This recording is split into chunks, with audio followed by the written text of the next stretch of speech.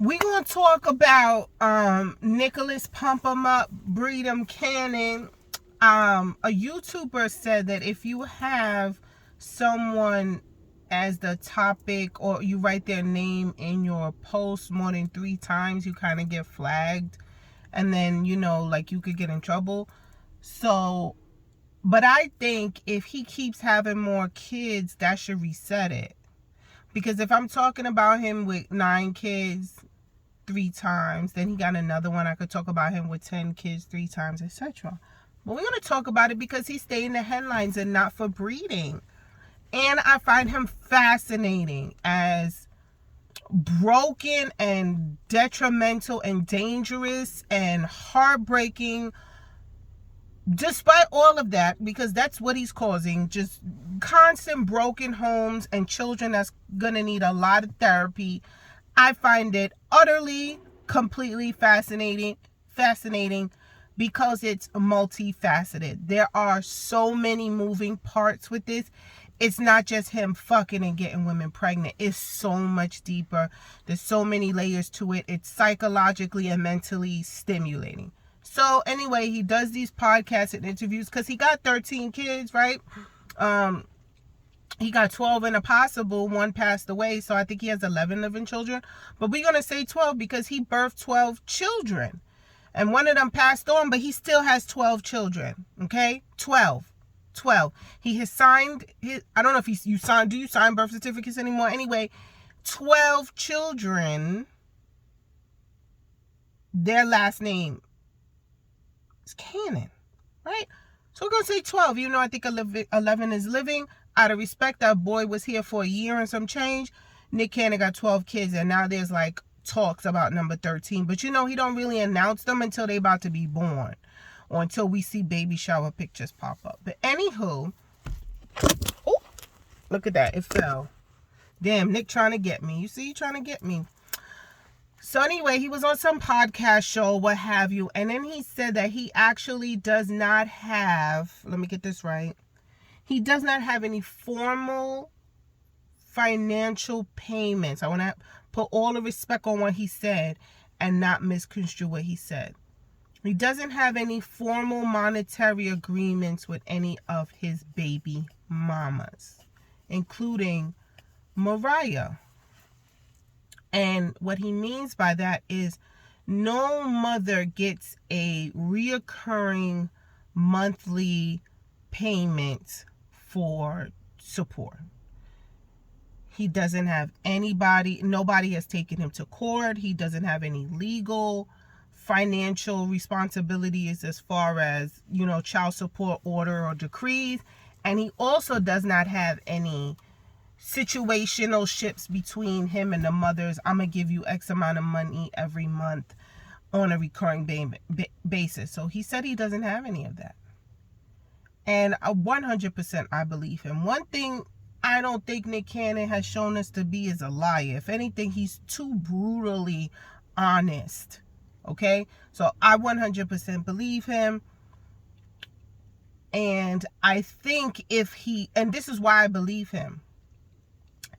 Because if he was on some sort of arrangement with all 12 children, it wouldn't be 12 children. I think if the arrangement happened just on Mariah and Brittany Bell alone, none of those other children would have existed, because nothing hurts a man more than his pockets. And somebody did a quick calculation for 13 children, he would be paying somewhere of $1 million a month in child support. So there wouldn't be that many if he had to do it. So that brings me back to my theory in my other videos about, I don't think these women are gold diggers. I think there's something else going on. And I believe it's borderline culty or cultish. That these, it's like Jim Jones, these bitches done drank the Kool-Aid. And I don't know if they're on this same spiritual enlightenment that Nick Cannon is on. that he feels the need to just have his seed out there. It's very aligned with Elon Musk's father, the Tesla guy.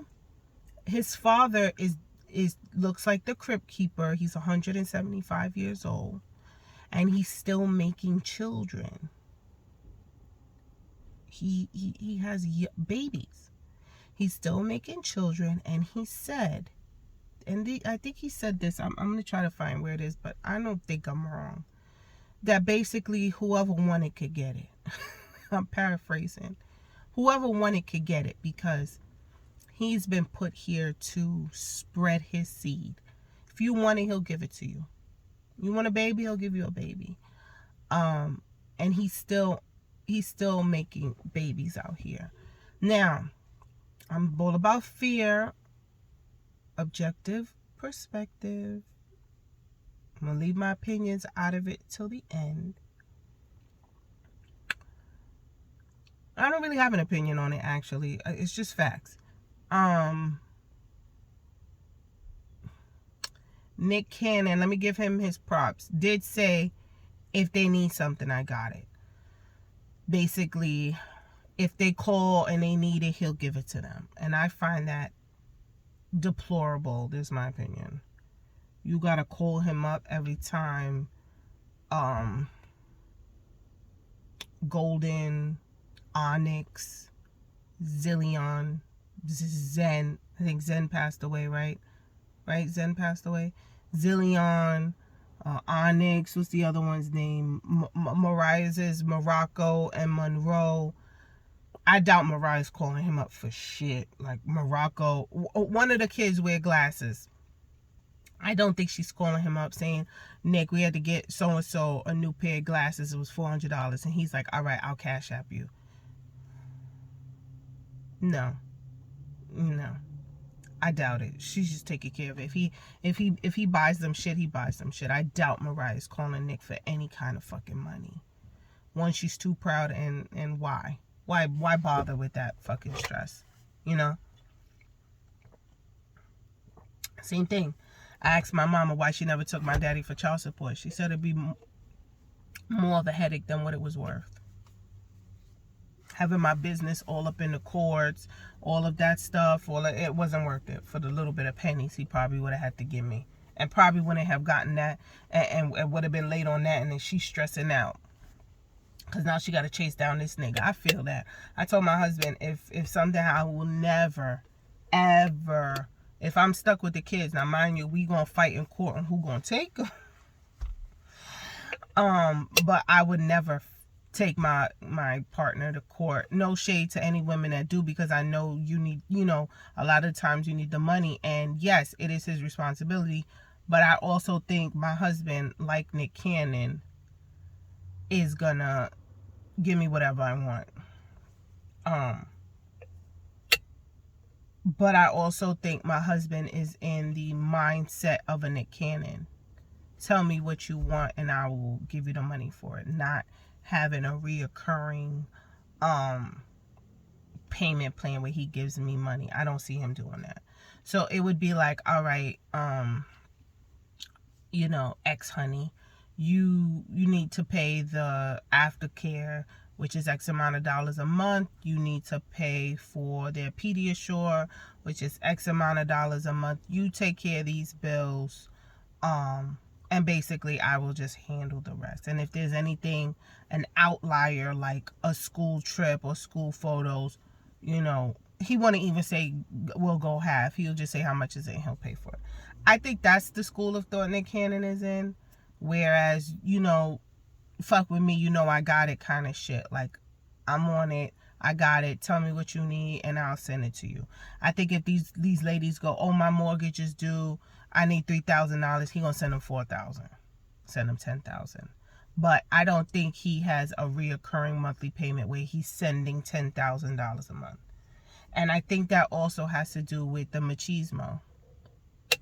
Because contrary to popular belief, Nick Cannon is single. He's a single man. He's single. He has a relationship with nobody. And it was very prevalent when he was laid up in the hospital during COVID, and only your immediate family and or spouse could come see you.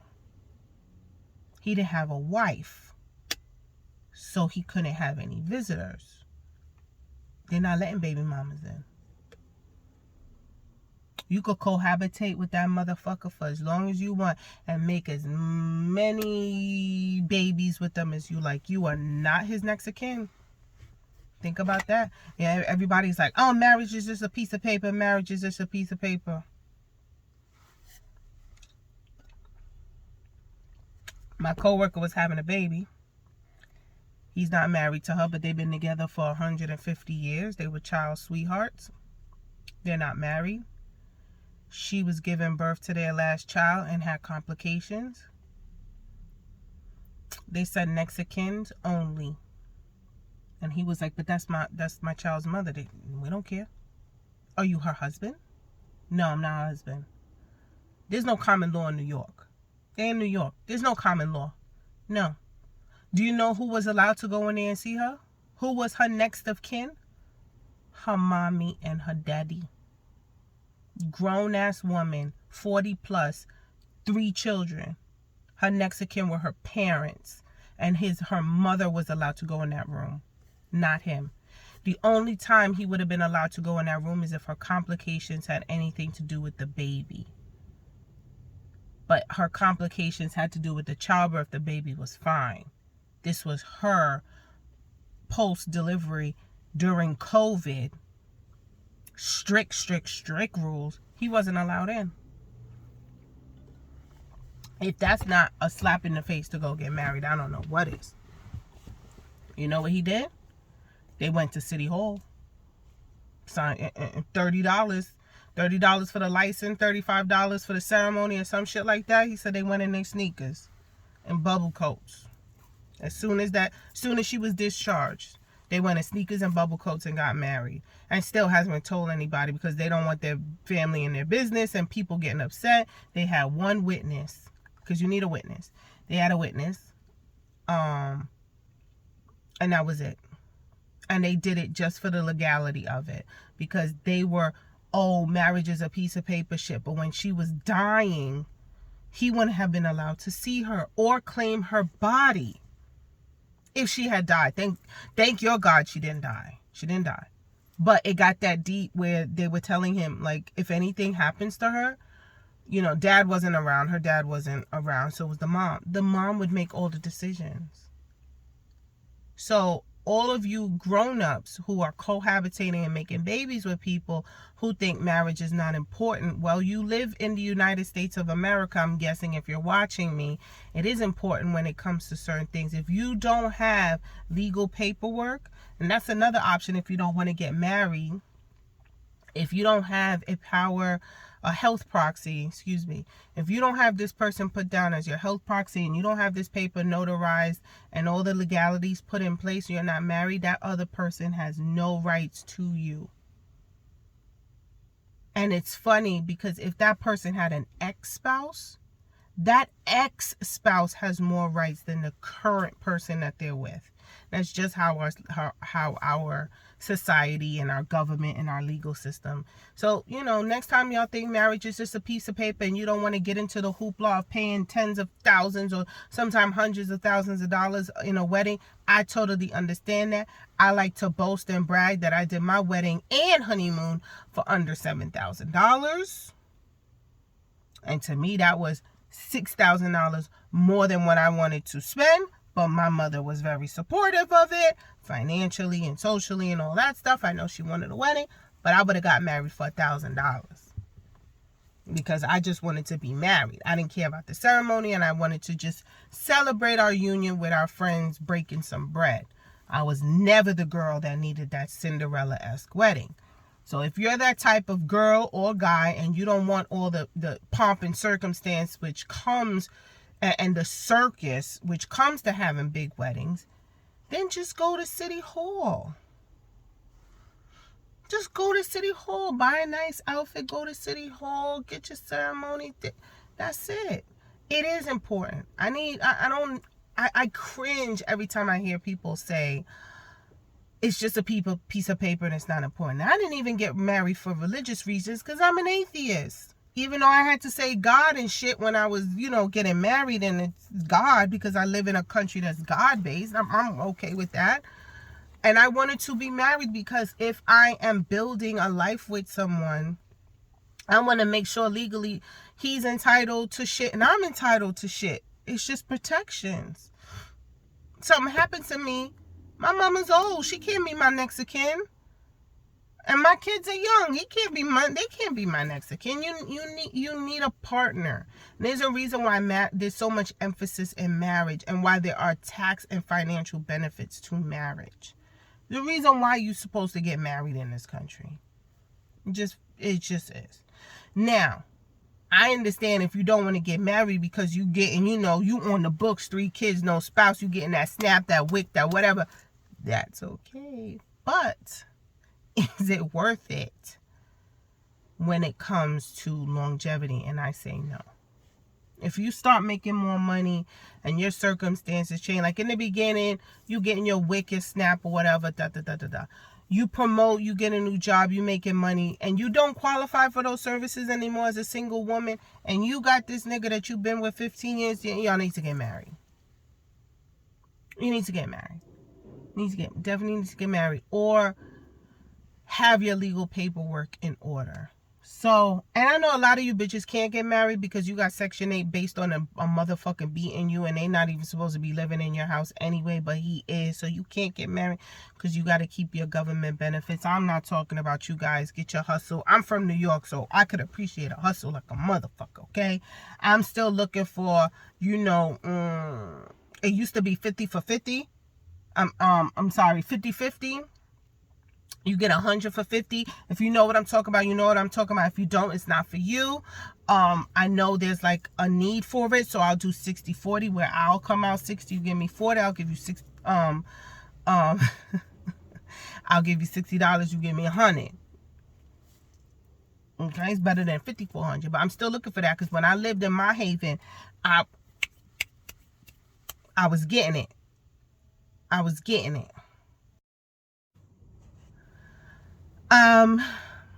It's gonna be a little cut here because I got a phone call. But what was I talking about? Marriage has its benefits. Now, if marriage is going to put you in a deficit as far as your services, then don't do it. But if you don't get services, like I didn't get services whether I was single or not.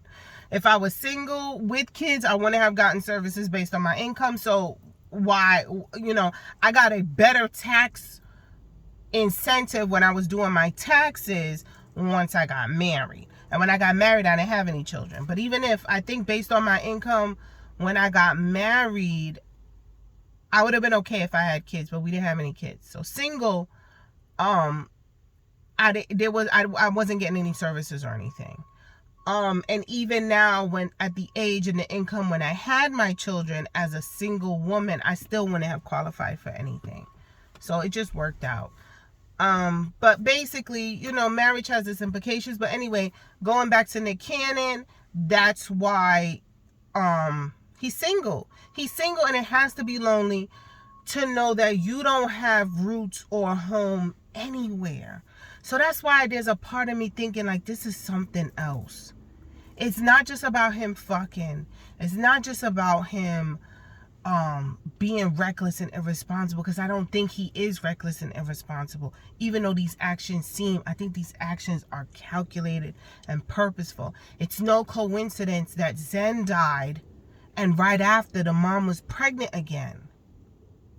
Something's going on, and it's fascinating. It's so fascinating what's going on. It's very cultish to me. It's very cultish. So anyway, Nick ain't paying no child support, but he says he's financially available for the mothers if and when they need him. And he didn't make money with broke bitches. Mariah's Mariah. Brittany's a model. One was a ex-model. One is in radio. They all seem to have their own money, and they don't need him for money. So, anyway, apparently baby number 13 is coming. He hasn't had any word yet. And one of the mothers, I don't even think her divorce was finalized at her baby shower. So she's some ex-wife of some sports player who probably got a good amount of money. These aren't broke bitches, and they're not using him for his money, because he apparently that's not it. It's something else. Nick, what is your end game? Because I know you have one. Let me know what y'all think in the comments. Hello, Divine 9. When we going to get a Ben 10? We need to get a 10. All right, what y'all doing this weekend? Actually, my house is not a mess, so I don't have to spend this weekend, cleaning and shit, but I do have nice bins of laundry that need to get done. But that could be done. What am I do this weekend? Last week I had plans to go to the museum with my kids. One in Connecticut, but I got sick. I started getting sick Friday, so that was out. I don't know if I want to do that again. I don't know. Me and my husband used to go to drives when we had weekends like this. We would just get in the car and go somewhere, but that's a little hard to do with the kids. Maybe I'll just do something. We just pop at it. Do some driving. That's how we ended up in DC. It was just, let's just go. Let's just go to DC. Maybe I'll do something like that. Maybe we'll just end up in Jersey. In somewhere. Pennsylvania. Oh, no, we can't go to Pennsylvania. Is there something wrong with the water? Let me do some Googling. All right, guys, have a great weekend. I'll probably see y'all on Monday. It's been slow except for Cheeto 45 being indicted. But give me some topic suggestions. All right. Peace.